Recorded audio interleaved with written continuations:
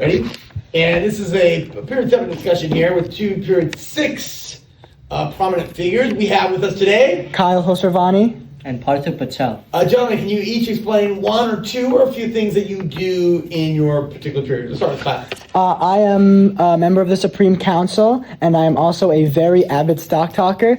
And people say in various periods that you're the best. The speakers, DODs, they all come to my period to sing my praises, say how he's the best stock talker in PIVA. It's not close. And I got to say, as King, it is it's great, and I look forward to it every day. Mr. Patel, how about you? You're not a stock talk guy, but who are you? I am a stockbroker. I'm also the archivist, and recently I was appointed as the USB.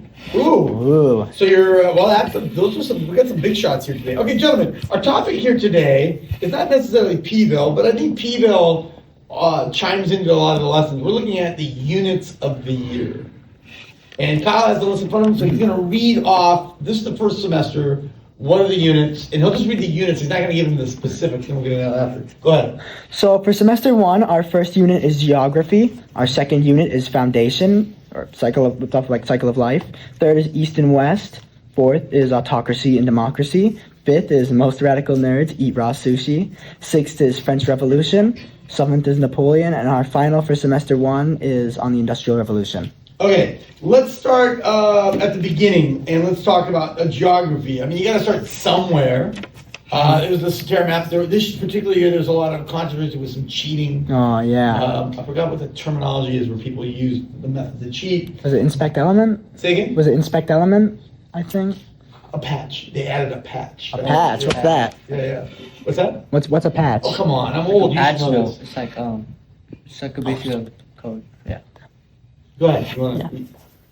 What's a patch? Patch is basically just like a code that you can insert into like a website, and in like the scenario of Seterra, it will literally tell you where the location is. Let's say you have Djibouti in like Africa. If it comes up, it will show you. It'll like have it highlights. Yeah. Particular color, then you click on it, which is a form of cheating.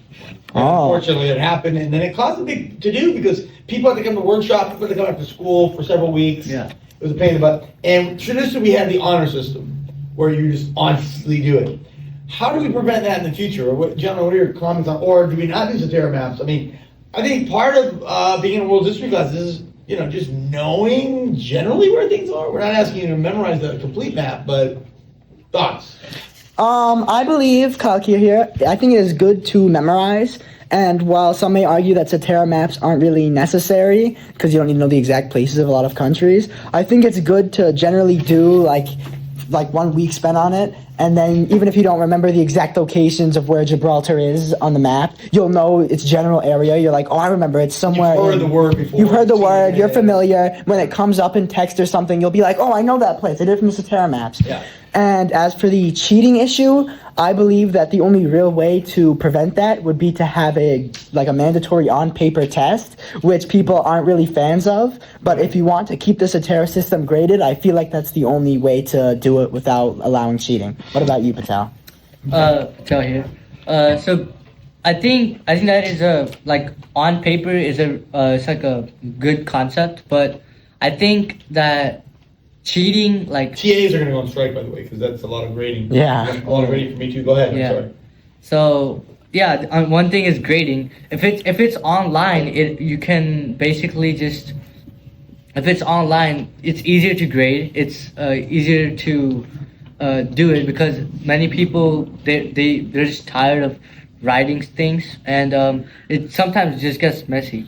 It's like if it's digitalized, it's more secure.